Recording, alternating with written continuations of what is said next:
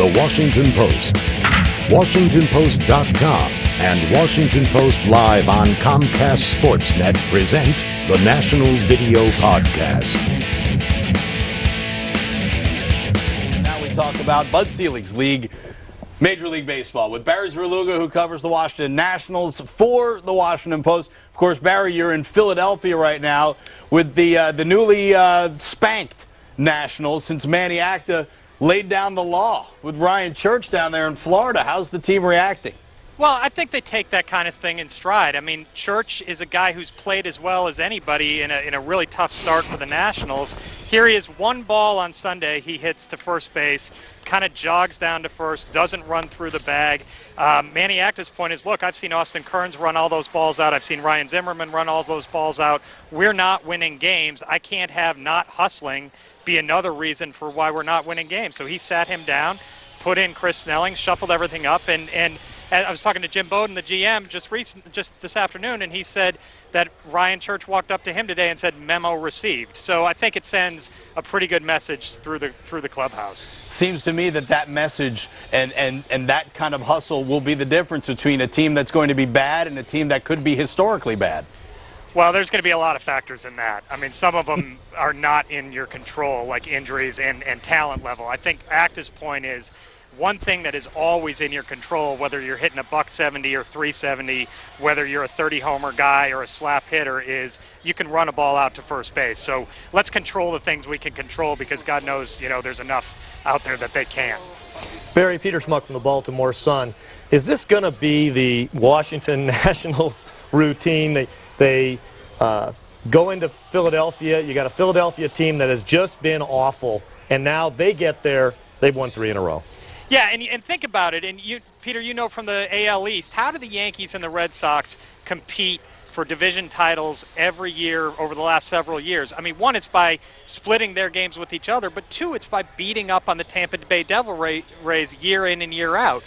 I've had people in this division say, hey, the Mets, the Phillies, all these teams are going to treat the games against the Nationals as must-win games, because you can't afford to allow Washington to take 2 out of 3 games against you. They're almost, in a way, more important than games against, say, the Braves or the Mets, because you have to win these games. So they're going to face very focused opposition every night. Well, you're absolutely right, because the interdivisional play, the imbalanced schedule, leaves you in a position of playing 19 games against the contenders in your division, and it does enhance the importance of the games against the teams that aren't very good. You're absolutely right. The imbalanced schedule has changed the way baseball is played in the major leagues.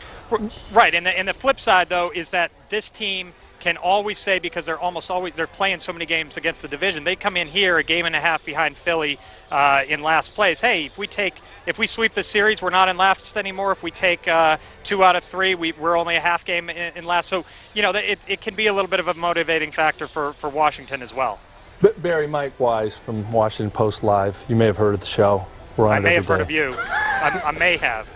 Where did you get that shirt? And does your wife really let you wear that to work? This is a 4-year-old shirt, and it's been through about, I would say, 17 rounds of golf. So, in all seriousness, do you when Manny Acta sends a message to Ryan Church like this is a guy who's respected in the clubhouse. It's not the utility infield or whatever. This is a person of merit around there. Do you think he's really made not a scapegoat, but he's really an example for this whole team? Like this can happen to anybody if we do this to Ryan Church? Well, I think Church is actually a guy who's still trying to find his way in the majors, and I think he's a guy who has in the past been accused of letting little injuries get to him, letting slumps get in his head, all that kind of stuff. Here he is having as solid a start to the season as anybody on this club, and Acta is not afraid to take a guy who has been fragile mentally at times and sit him down, risking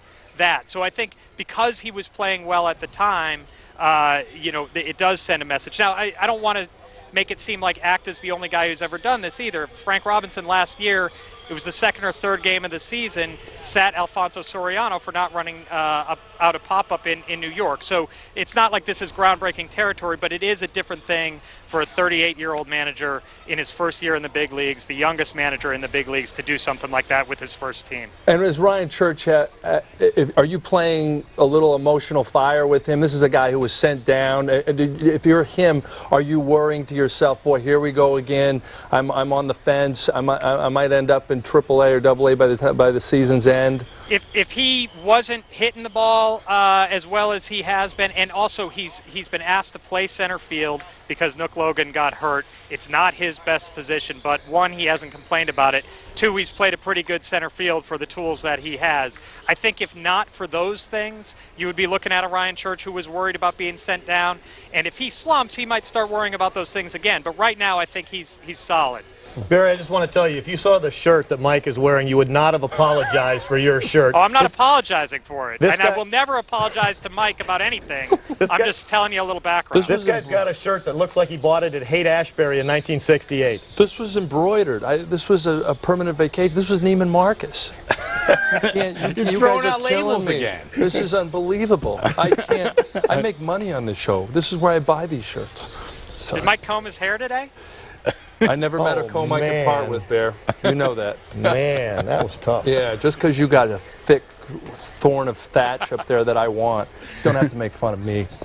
If you're buying your shirts here, we might have to start paying you more. All right. Thank you. now we're ganging up. That's nice.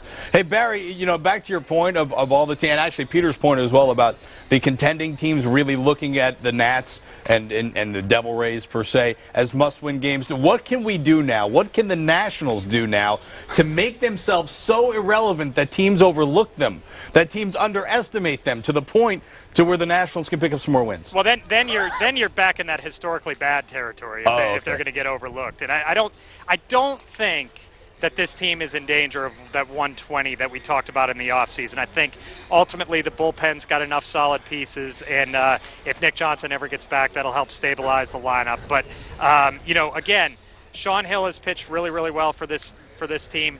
He's got a history of arm problems. John Patterson's not giving them much right now. He has a history of arm problems. If they get into any of those injuries where you lose guys for 3 months, then maybe the equation changes, and we're talking about some of those big numbers for losses. Barry, you're awfully close to the field right now. I'm a little worried that Chad Cordero's going to get wild on you and plunk you in the ear or something. Are you worried about? I mean, this isn't a pitching staff that has much control right now. His problem is not so much. He needs to throw strike one, because in 2005 when he threw strike one, people didn't know what to do. He spotted his fastball very, very well. But then when he gets behind in the count, he starts to nibble more. He walks people, and then he feels like he's got to come back over the plate. And his fastball right now is tailing back in over the plate, and it's just sitting there to be clubbed. So it's still early. We'll see how he adjusts, but it's been worrisome for them so far.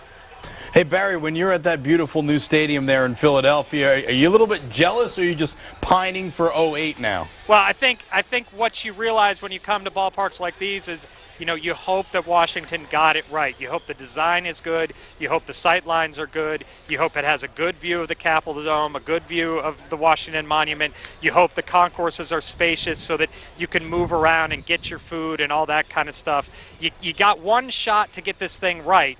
And when we're standing here April next year, you want to be talking about Washington, the citizens of Washington want to be talking about, hey, have you seen our ballpark? It's a pretty nice ballpark. You should come out. Yeah, and for you personally, for, 81 of your home games that you'll be covering, I'm sure it'll be nicer than what you're going through these days. Yeah, I mean, anybody who's been to RFK knows, and I will say this, there used to be, in 05, there was like a stench. There was like dust everywhere. It was like a coating. It was like walking through a coal mine. We used to send a canary down from the press box to see what happened before we went to the locker room before a game. So that part has at least been scrubbed up a little bit since the learners came on board. But it's not the best work environment. All right, Barry Zerluga covers the Washington Nationals for the Washington Post. Barry, good to see you again on Washington Post Live. Thanks, Russ. All right, guys. What? Oh, you guys are killing me with my shirt. He looks like Bobby Brady. He looks like he's 12 years old. Looks like we sent Josh Baskin from Big to cover the series for us. You've seen him write, though. The man can write. I want to talk to you guys. He's a wonderful writer.